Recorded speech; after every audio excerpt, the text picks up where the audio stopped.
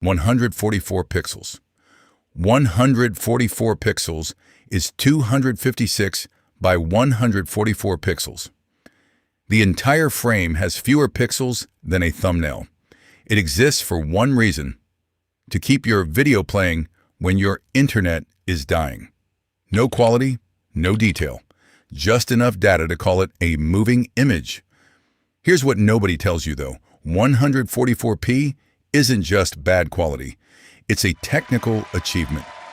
Engineers compressed video so aggressively it streams on a connection barely faster than dial-up, and still stays recognizable. You don't choose 144p, you survive it. 240p. 240p is 426 by 240 pixels. Slightly less painful. Faces look like faces, vaguely. Text is a blur. Fast motion is a smear. But the content is there, somewhere, hiding behind the compression. Here's something that reframes everything. Most iconic viral videos from the early internet, the ones with hundreds of millions of views, were filmed, uploaded, and watched in 240p.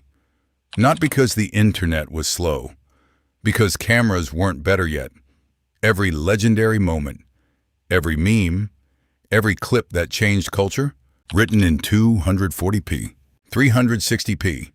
360p is 640 by 360 pixels. And this is where something shifts. It's the invisible middle ground. Not impressive enough to notice, but good enough that you stop complaining. Text is readable. Motion is followable. You can actually watch a tutorial and learn something. But here's the perspective shift worth sitting with. 360p is the resolution that keeps the internet functional for the majority of the world. Not the wealthy parts with fiber connections, the parts with 3G, limited data plans, and screens smaller than your hand. For billions of people, 360p isn't a compromise. It's the experience. 480p, standard definition. 480p, 854 by 480 pixels. This is where things get genuinely interesting. This is DVD quality. Exactly. The format that killed VHS launched Blockbuster into its golden era and made people build entire home theater rooms was 480p. People spent thousands on projectors and surround sound systems, all for a 480p image. And here's the twist. On the right screen, in the right room, 480p still looks good today. Not because the resolution is impressive, it isn't, but because picture quality is only partly about pixels. Contrast, color accuracy, frame rate, compression, those matter just as much. A well-mastered 480p film on a calibrated screen will beat a badly compressed 1080p stream every single time. 720p HD. 720p, 1280 by 720 pixels, over 900,000 pixels per frame. This is the moment HD became real for most people. The first time they saw 720p on a flat screen and thought, oh, so this is what sharp looks like. And it's still genuinely sharp. Colors are clean. Motion is smooth. Text is crisp. Most people streaming on a decent connection land here automatically and won't feel cheated. But here's what nobody says out loud. For a huge percentage of viewers, on a huge percentage of screens, 720p and 1080p are visually indistinguishable.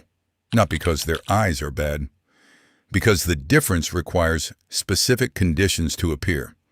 Conditions most people don't have in their living room. That's not a knock on 1080p. It's a knock on the idea that more always means better. 1080p, Full HD, 1080p, 1920 by 1080 pixels, around 2 million pixels per frame. This is the standard, the one every TV manufacturer defaults to, every streaming service targets, every gamer, creator, and filmmaker talks about. It's the center of gravity for video quality right now, and for good reason. At 1080p, The image is genuinely sharp on screens up to about 55 inches. Fast motion, sports, action, rapid camera movement looks excellent. And the bandwidth requirements are manageable enough that almost any modern internet connection handles it without stuttering. But here's the thing that should stop you in your tracks. All of that is true. And yet, 1080p is already being called outdated because something happened in the last decade that quietly changed everything. The screens got bigger. And when screens get bigger, the math changes completely. A 1080p image stretched across a 75-inch display starts to fall apart. You begin to see the structure underneath, the grid, the limitation. What looked perfect at 40 inches looks soft at 70. The content didn't change. The screen did, and suddenly, the number that was enough yesterday isn't enough anymore. That's not progress. That's the goalpost moving, and it keeps moving. 4K Ultra HD. 4K is 3,840 by 2,160 pixels, 8.3 million pixels per frame, 4 times the pixels of 1080p. On a 65-inch TV from 2 meters away, the difference is real. Textures you couldn't see before become visible. Edges that were soft become sharp. Detail that existed in the original footage but was invisible at 1080p suddenly appears. 4K didn't make videos better. It revealed detail that was always there. That's the actual story of 4K. It's not a new invention. It's a recovery. Filmmakers have been capturing in high resolution for decades. The resolution just didn't survive the journey to your screen. Here's where it gets complicated though. To actually see 4K, you need a 4K screen, 4K content, enough bandwidth to stream it, about 20 to 25 gigabytes per hour on Netflix. And you need to be close enough to a large enough screen for your eyes to physically resolve the extra detail. Remove any one of those conditions, and you're watching 1080p with extra data costs. 4 conditions, all 4. Miss one and the upgrade disappears entirely. 8K, 7,680 by 4,320 pixels, 33 million pixels per frame, 4 times 4K, 16 times 1080p. Here is the honest truth. The human eye, at normal viewing distances, from a normal couch, in a normal room, cannot distinguish 8K from 4K. Not because 8K isn't real, it is. But human visual acuity has a ceiling, and for most screen sizes at most viewing distances, 4K already exceeds it. 8K only becomes visible at 85 inches or larger from about 1 to 2 meters away. That's not a living room.